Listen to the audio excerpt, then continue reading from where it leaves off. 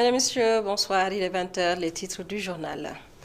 L'actualité à la une ce soir, grogne des travailleurs de la santé, 48 heures de grève renouvelable à compter de demain jeudi, décrétée par le SAMES et le SUTSAS, session SAMU nationale. Les syndicalistes réclament 7 mois d'arriérés de prime Covid-19 et face aux journalistes, ils ont également dénoncé une charge de travail de 308 heures par mois. Nous ferons le point avec Aïssa Toukan dans ce journal. Situation des personnes vivant avec un handicap pour une meilleure prise en charge des politiques publiques inclusives. La Fédération des associations des personnes vivant avec un handicap veut la mise en place d'une haute autorité. Les membres se sont réunis à Bargny. Le point également avec Babacar Sek. Dans cette édition, le point, nous le ferons sur l'hivernage 2024. La saison 2024 risque d'être plus longue que d'habitude. Les premières pluies attendues à Kédougou en fin mois de mai. Prévision de l'Agence nationale de l'aviation civile et de la météorologie. L'ANACIM a procédé ce matin à la présentation des prévisions saisonnières des précipitations pour l'année 2024. Le compte-rendu de Mamsey Neboubabou à suivre également dans ce journal. Voilà pour les titres. Le développement, c'est juste après ceci. Bonsoir à tous et bienvenue de la santé pour démarrer cette édition. Colère du SAMES et du SUTSAS, session SAMU nationale. Les syndicalistes décrètent une grève de 48 heures renouvelable, un mouvement d'humeur à compter de demain jeudi 9 mai 2024 à 8 heures. Seules les urgences seront prises en charge. Les syndicalistes réclament 7 mois d'arriérés de prime Covid-19. Ils dénoncent également une charge de travail de 308 heures par mois. Le compte-rendu de la rencontre avec les journalistes est signé Aïssa Toukan. À compter de ce jeudi 9 mai à 8 heures, les antennes de SAMU nationale à Dakar, Saint-Louis, Kaolack et Touba seront paralysées pendant 48 heures. Cette décision radicale a été prise par les syndicats SAMES et SUTSAS, section SAMU nationale. Nous avons déposé une plateforme revendicative assortie d'un préavis de grève depuis le 26 février 2024 sur la table du directeur du SAMU ainsi qu'au niveau du ministère de la Santé et de l'Action sociale. Depuis le dépôt de cette plateforme, aucune négociation sérieuse n'a été initiée par les autorités.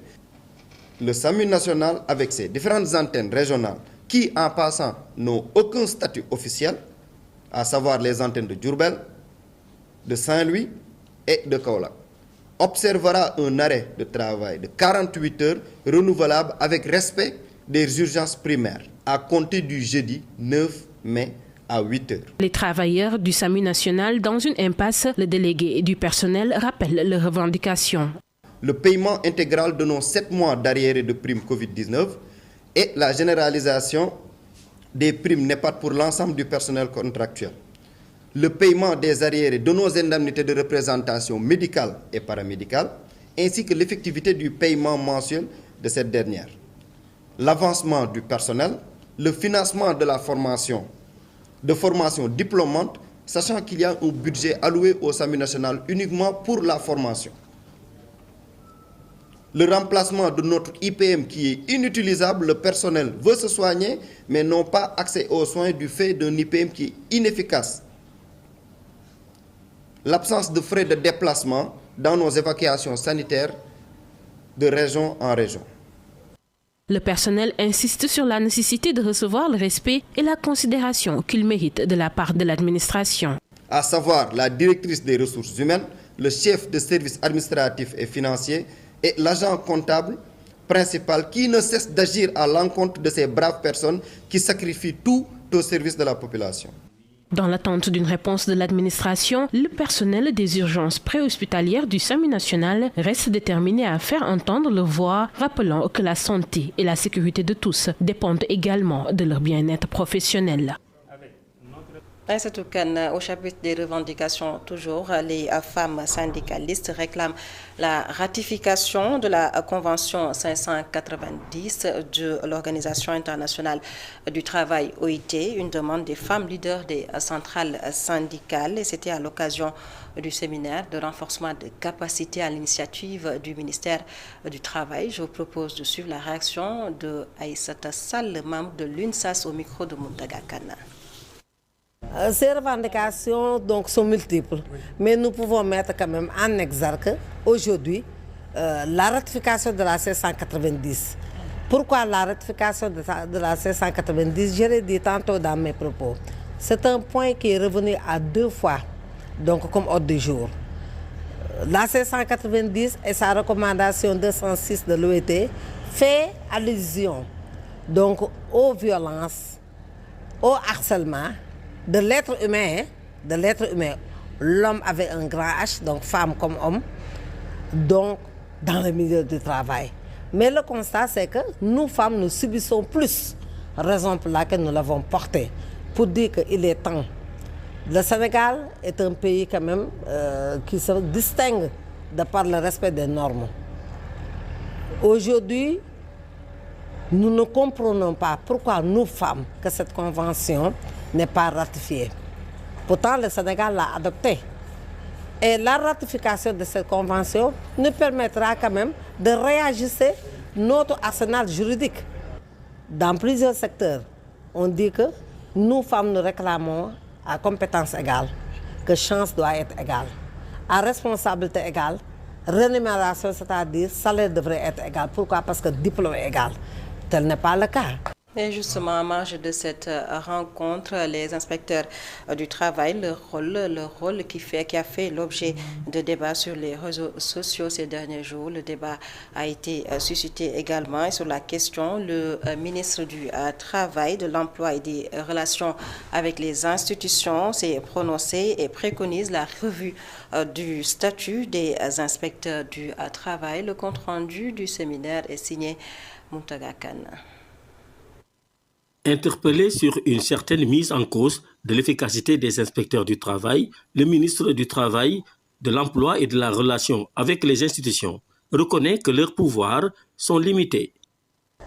Un inspecteur des impôts n'a pas de grosses difficultés pour faire observer ces directives parce qu'il dispose d'un outil qu'on appelle l'ATD, un avis à tiers détenteur qui a une force exécutoire. Lorsqu'il l'émet, toutes les personnes, soit destinataires ou incriminées, sont obligées de s'exécuter. L'inspecteur du travail n'a pas ce pouvoir-là. Il y a beaucoup de sujets, beaucoup de problèmes sur lesquels l'inspecteur intervient, mais tout au plus ce qu'il peut, c'est faire une note qui n'est tout au plus dédiée qu'au procureur de la République, même quand il remarque des infractions graves, mais son pouvoir se limite là. Le ministre du Travail promet de faire face aux multiples défis liés au statut des inspecteurs du travail. Aujourd'hui, il faut qu'on dise aux citoyens que le rôle de l'inspecteur du travail, nous ne pouvons pas nous en départir. On ne dit pas que tout est rose. Il y a un devoir à faire, nous, au niveau de l'instance gouvernementale pour le maillage territorial. Il y a un défi à relever. Il y a d'autres défis qui nécessitent de retenir davantage les inspecteurs du travail dans leur corps, dans leur travail. Et ça, il y a un problème général au Sénégal qui est que pendant longtemps, on parlait de la fuite des cerveaux parce qu'il faut une politique attractive autour du statut de l'inspecteur du travail. Le ministre a annoncé que son département va s'atteler à la lutte contre les inégalités sociales et au renforcement de la parité, qui sont tous reliés au cadre du dialogue social. Mountaga Kane, je vous l'annonçais dans les titres à Bargny, à la mise en place d'une haute autorité pour une meilleure prise en charge des politiques publiques inclusives au handicap. Voilà ce que réclame la Fédération des associations des personnes vivant avec un handicap pour l'atteinte des objectifs. Les membres de la Fédération sollicitent le soutien du nouveau gouvernement. Bargny, la correspondance de Babacar Seck. Les personnes handicapées de Bargny espèrent du nouveau gouvernement le renforcement des politiques qui leur sont dédiées. Depuis que le Sénégal a son indépendance, tous les gouvernements qui dirigent ces pays ont l'habitude d'écrire de bonnes choses pour la situation des personnes à mobilité réduite. Mais est-ce que cela va juste se limiter sur des propositions ou pas? Jusqu'à présent, aujourd'hui, il y a beaucoup de personnes à mobilité réduite, je peux même tout, qui demandent la situation des bourses de sécurité, qui est une nécessité pour les personnes à mobilité réduite. Jusqu'à présent, je n'ai pas eu de communiqué venant du gouvernement pour nous clarifier. La question des personnes à mobilité réduite sur le plan de l'emploi, l'insertion, ça pose problème, l'éducation. Pour la gestion des difficultés liées à l'handicap, les associations veulent la création d'une haute autorité. Mais c'est le gouvernement qui doit être dans les premiers rangs pour nous soutenir. Donc, nous demandons encore une fois le respect du loi d'orientation sociale, qui est une nécessité pour toutes les personnes à mobilité réduite, mais surtout une haute autorité qui va prendre en charge la question des personnes à mobilité réduite. Pour soulager les handicapés de Bargny, l'association Laoul les a dotés d'un important lot de matériel. Donc là, ce qu'on a ramené aujourd'hui, c'est des fauteuils roulants, des déambulateurs, des béquilles, des cannes pour personnes à mobilité réduite et des cannes pour aveugles. Et par la suite aussi, pour les albinos, on avait des lunettes de soleil pour éviter le soleil et des crèmes solaires. Pour les dons destinés aux handicapés de Bargny venant de l'extérieur, la mairie s'est engagée à prendre en charge les frais de transit. Babacar Seck, en Casamance, la mutuelle de santé des agents de l'État a procédé à l'inauguration d'un centre médico-social. L'une des missions de cette structure est de contribuer à l'amélioration des soins de santé dans cette partie sud du Sénégal. Selon le président de la mutuelle de santé des agents de l'État, ce centre a été construit dans le cadre des efforts des pouvoirs publics pour l'atteinte des objectifs de la couverture sanitaire universelle. Je vous propose de l'écouter. Il s'appelle Babacar Ngom au micro de Hassan Ba. C'est un centre ouvert pour accompagner nos adhérents et leurs familles dans leur prise en charge médicale. Mais en même temps, c'est un centre ouvert pour pouvoir aider les populations, leur faciliter l'accès à des soins. Parce que nous sommes une mutuelle qui ne s'intéresse pas uniquement à la santé de ses membres, mais nous pensons que nous sommes dans une société, on doit développer une vision sociale et solidaire pour accompagner les pouvoirs publics dans la prise en charge des objectifs de la couverture santé universelle. Alors ce centre qui est là va offrir effectivement une unité bucco-dentaire qui permet donc de faire la chirurgie dentaire. En même temps, il y a une unité de médecine générale, il fait de la gynécologie aussi. Il y a un infirmier qui est dans le centre. En même temps, ils font de l'imagerie médicale parce qu'ils ont un électrocardiogramme. Ils vont aussi faire de l'ophtalmologie. Donc voilà les activités que le centre va mener à côté du cabinet dentaire déjà ouvert en 2015 et qui est au quartier Néma. Et c'est une vision globale de couverture sanitaire de la population de la Casamance que nous avons.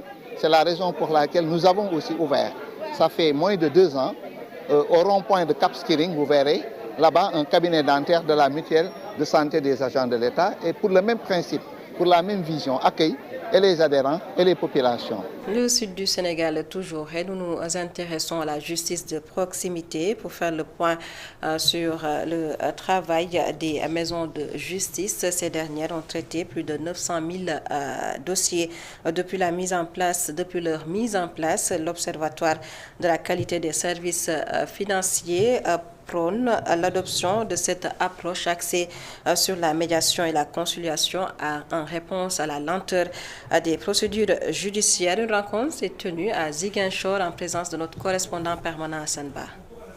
L'Observatoire de la qualité des services financiers, une initiative soutenue par l'État du Sénégal et pilotée par la direction de l'ordonnancement des dépenses publiques, vise à alléger la charge des tribunaux. Serre Cissé, représentant du cabinet Grant Thornton au Sénégal, considère cette initiative comme une opportunité précieuse face à la lenteur et à la complexité des démarches judiciaires. Parce qu'on se rend compte que les tribunaux sont encombrés, donc ils n'arrivent pas à gérer tous les dossiers qui leur sont transmis. Et puis, il y a ce qu'il faut préciser, c'est que la promotion, donc, ou ce projet même, s'inscrit dans le cadre de la politique nationale d'amélioration de l'environnement des affaires et de la compétitivité des entreprises. Serre Cissé se dit satisfait des progrès réalisés, en particulier pour les citoyens ayant recours à ces entités pour régler leurs différends. Donc, je vais commencer par l'Observatoire sur la qualité des services financiers qui ont eu à traiter en moyenne 150 dossiers par an. Donc, et ils ont expliqué, tout à l'heure, je pense qu'il y avait dans les statistiques il y a eu 4000 et quelques saisines au total, et dont 2000 et quelques ont été traités avec succès. Donc ils ont parlé d'un pourcentage de réussite de près de 75%. Un autre exemple que je peux citer, c'est les maisons de justice. Il y a eu le représentant également qui a donné des statistiques, et c'est des résultats vraiment satisfaisants. Parce que je pense qu'il a parlé, donc depuis la création des maisons de justice, il a parlé de près de 942 000 personnes qui ont sollicité les maisons de justice. Depuis la création du tribunal de commerce en 2018, l'augmentation significative des cas traités a encouragé l'adoption des méthodes alternatives telles que la médiation et la conciliation. C'est ce qui justifie aujourd'hui même notre présence ici à Ziguinchor pour vulgariser ces modes alternatifs, inviter les populations, notamment les commerçants, de s'approprier de ces modes alternatifs qui non seulement sont des moyens plus rapides, plus efficaces de recouvrer son dû. Cependant, un défi persiste. De nombreuses personnes méconnaissent le rôle et même l'existence des maisons de justice, ce qui nécessite une sensibilisation accrue pour garantir leur efficacité. Hassan Ba, autre aspect de l'actualité, l'Agence nationale de l'aviation civile et de la météorologie a procédé à la présentation des prévisions saisonnières des précipitations pour l'année 2024. Selon l'ANACIM, pour cette année, l'hivernage risque d'être plus long que d'habitude et les premières pluies sont attendues à Kédougou vers la fin du mois de mai. La rencontre s'est tenue ce matin, c'était en présence de Mamsey Naboubabou. L'Agence nationale de l'aviation civile et de la météorologie restitue la prévision saisonnière des précipitations de l'année en cours. L'étude prévoit un démarrage normal de la saison des pluies sur l'étendue du territoire. Lorsqu'on a analysé, faire le suivi des différents modèles de prévision, on a noté que cette année, en termes de démarrage, on aura un démarrage qui sera normal de façon globale sur tout le territoire, même si on a une petite différenciation sur la partie ouest, nord et centre du pays, où le démarrage sera normal à légèrement précoce, et des conditions donc normales sur la région correspondant à Kédougou et une partie de la région de Kolda. Au-delà du démarrage normal à légèrement précoce dans certaines régions, l'étude révèle également une fin de saison tardive. Donc maintenant, en termes de fin de saison, vu les conditions chaudes qui vont se maintenir sur le bassin sénégalo-mauritanien, donc au niveau donc, des eaux de surface de la mer, on aura donc une fin de saison qui sera tardive sur une bonne partie du territoire. Donc ce qui peut augurer donc une longue saison de la saison des pluies. Maintenant, au-delà de ça, en termes de cumul, il est attendu de façon globale des conditions normales à excédentaires. De fortes précipitations seront également notées sur le long du littoral. Bon, on ne parle pas d'inondation en tant que telle, c'est les probabilités de survenue de fortes précipitations. Mais qui peuvent donner des inondations ou non, ça c'est autre chose. Maintenant, en termes de fortes précipitations, c'est surtout le long du littoral où on peut avoir le risque d'avoir des fortes précipitations donc, dans cette zone-là. Un cumul pluviométrique normal en début de saison est excédentaire sur le reste de la saison, sur une bonne partie du pays avec une probabilité élevée de pluies extrêmes sur le littoral, sans oublier les risques d'apparition de longues pauses sèches en début et en fin de saison. L'ANACIM invite les autorités à prendre les mesures idoines. Merci. Et puis, dans le cadre du programme dénommé Assainissement Total, un programme piloté par les communautés, le ministère de l'Hydraulique et de l'Assainissement a réceptionné un lot de véhicules pick-up, un don de l'UNICEF dont l'objectif est d'améliorer le taux d'accès à l'assainissement. Le ministre Cheikh Tidiane Dièye, que je vous propose d'écouter sa réaction au micro de Babacar Seck. Vous savez que notre pays fait face à beaucoup de défis en matière d'assainissement, mais en particulier sur l'accès aux toilettes et ce qu'on appelle la défécation à l'air libre, qui reste un problème très très préoccupant dans les zones urbaines comme dans les zones rurales. Et ce projet qui a été conduit par mon ministère et l'UNICEF depuis quelques années a aujourd'hui permis d'obtenir des résultats très très significatifs. Plus de 8000 villages ont été couverts, ce qui est quand même significatif. Et nous sommes en train de tout faire pour accélérer. Et d'ailleurs, après nos discussions, l'UNICEF va continuer à appuyer dans d'autres régions qui n'étaient pas couvertes, mais à consolider ce qui se fait déjà de bien dans les régions où le projet a fait des interventions à succès. Et c'est un type de partenariat que nous saluons. Nous sommes à l'aise dans cette approche de l'UNICEF, qui est une approche à ras du sol, qui est une approche humaine, qui prend en compte les réalités sociologiques sur le terrain et qui amène les populations à se transformer et à devenir les acteurs du changement de leur propre vie. Il ne s'agit pas de concevoir des choses par le haut et de venir les imposer. Il s'agit d'aller au plus près des sociétés et des populations pour leur parler et les amener, les aider à trouver eux-mêmes ou elles-mêmes, ces populations, des solutions aux problèmes auxquels elles font face. Le ministre de l'Énergie, du Pétrole et des Mines était dans la région de Matam. Biram Souleye Diop a visité la zone d'exploitation de la mine de phosphate de Ndendori dans le département de Kanel. En marge de cette visite, le ministre Biram Souleye Diop a tenu une rencontre avec la SOMIVA et les autorités locales. La question des impactés a été également abordée. Les détails avec notre correspondant Amadou Omar Diallo. C'est une visite symbolique dans une zone à polémique. Le phosphate et le foncier, des sujets au menu des échanges entre le ministre de l'Énergie, la SOMIVA et la communauté impactée. Pour Biram Souleye Diop, la liste des impactés est loin d'être exhaustive. Ce qu'on demande vraiment, c'est que, monsieur le préfet, monsieur le gouverneur, qu'on revoie la liste des impactés, mais de manière très précise cette fois-ci, et avec toutes les sources de confirmation définies, de sorte à ce que s'il fallait avancer, qu'on puisse avancer. Sur les informations, on voit un nom, un prénom, un numéro de pièce d'identité, une adresse générale, parce que c'est la commune de l'attachement, mais on n'a pas une adresse précise. On n'a pas de numéro de téléphone. Ça veut dire quoi? Ça veut dire qu'il nous faut repeaufiner et recalibrer la liste des impactés. Après avoir brandi son bilan, le directeur de la société minière de la vallée du fleuve, Ibrahim Sarr, appelle la communauté impactée à la table de discussion. Monsieur le ministre, qui se marque, je suis à ta disposition de discuter. SOMIVA def na dara aussi, jox nañ ko 606 hectares la 1 500 99 millions doyul. Ñu tok waxtaan, ñu waxtaan, bu ñu waxtaanee dina am kii. Cependant, le ministre de l'Énergie, du Pétrole et des Mines demande des comptes à la SOMIVA sur la réalisation de certains de ces projets.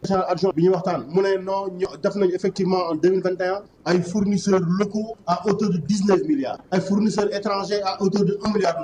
La réponse elle est simple. Il faut nous donner la situation effective des fournisseurs bénéficiaires qui ont été des prestataires de SOMIVA. La population impactée, quant à elle, s'érige en bouclier et campe sur sa position. Notre première préoccupation est le manque d'indemnisation adéquate de nos terres arables cultivables occupées par la société, d'où nous trouvons notre subsistance de vie, et celle de nos troupeaux sont spoliées par la SOMIVA. À Ndendori, les échanges entre le ministre de tutelle, la communauté et la société minière dépassent de loin la question de l'indemnisation, selon Biram Souleye Diop. Poser sur la table, monsieur le président de la République, toutes les informations nécessaires pour permettre à ce que les arbitrages objectifs soient faits sur toutes les préoccupations qui doivent être émises ici. Le compte-rendu de la visite du ministre Biram Souleye Diop dans la région de Matam à Ndendori, plus précisément, et cet extrait du communiqué du Conseil des ministres, communiqué tenu aujourd'hui, mercredi 8 mai 2024. Le président de la République a rappelé au gouvernement la mise en la place primordiale de la pêche dans le développement économique et social du Sénégal, notamment la pêche artisanale qui, selon lui, est une source importante de revenus pour une partie de la population. Le chef de l'État a par ailleurs demandé au gouvernement de prendre toutes les dispositions nécessaires pour préserver les ressources halieutiques et protéger les professionnels de la pêche artisanale. Le chef de l'État, Bassirou Diomaye Diakhar Faye, a appelé à la révision du code de la pêche maritime et son application rigoureuse. Le président de la République a souligné l'impératif de renforcer les dispositions de lutte contre les activités de pêche illicites. Et pour la préservation des ressources halieutiques et la lutte contre la surexploitation, le gouvernement du Sénégal, vous le savez, a récemment publié une liste de navires autorisés à pêcher dans les eaux sénégalaises. Une initiative saluée par bon nombre de professionnels du secteur. Un reportage de Aliou Sowa. des pirogues amarrées au moment où certaines viennent d'accoster. À côté, un groupe de pêcheurs répare leurs pirogues. El Hadj Matar Diène, l'un d'eux, pense que la publication des listes de navires autorisés à pêcher au Sénégal ne peut pas impacter l'immigration irrégulière. Elle peut juste diminuer l'immigration clandestine, mais pas l'enragner. La mer est complètement détruite. Auparavant, nous gérons une grande maison, mais actuellement, avec ce qu'on gagne en mer, nous ne pouvons même pas gérer une chambre. Un peu plus loin, nous apercevons Modi Diop qui vient d'accoster. Pour lui, la pêche était bonne. Notre interlocuteur qui a tenté la migration irrégulière reste optimiste avec les nouvelles politiques du secteur de la pêche. Je viens du Maroc là. J'étais parti là-bas pour ensuite rallier l'Espagne. Je suis rentré il y a à peu près 2 mois. La démarche des nouvelles autorités nous rassure actuellement. La communauté des pêcheurs a payé un lourd tribut dans cette migration irrégulière. Abdoulaye Diop, un jeune pêcheur qui prépare à aller en mer, reste convaincu que la suspension des accords peut freiner le phénomène. Imaginez, vous avez une famille à nourrir. Vous partez en mer et au retour, vous n'avez que des miettes. C'est vraiment difficile. Raison pour laquelle les pêcheurs ont pris les pirogues pour partir en Espagne. Maintenant, avec ce qu'on commence à voir avec le nouveau régime, nous rassure. Et la migration irrégulière va peut-être disparaître car il y aura du poisson. Des mesures prises, une liste publiée, la communauté des pêcheurs applaudit. Cependant, les pêcheurs veulent être associés à la nouvelle politique pour une meilleure application. Un reportage signé Aliou Sowe. Voilà, c'est la fin de ce journal. Mesdames, Messieurs, merci de nous avoir suivis. Retrouvez tout de suite la suite de RSA. Retour sur l'actualité avec Baba Ndiaye.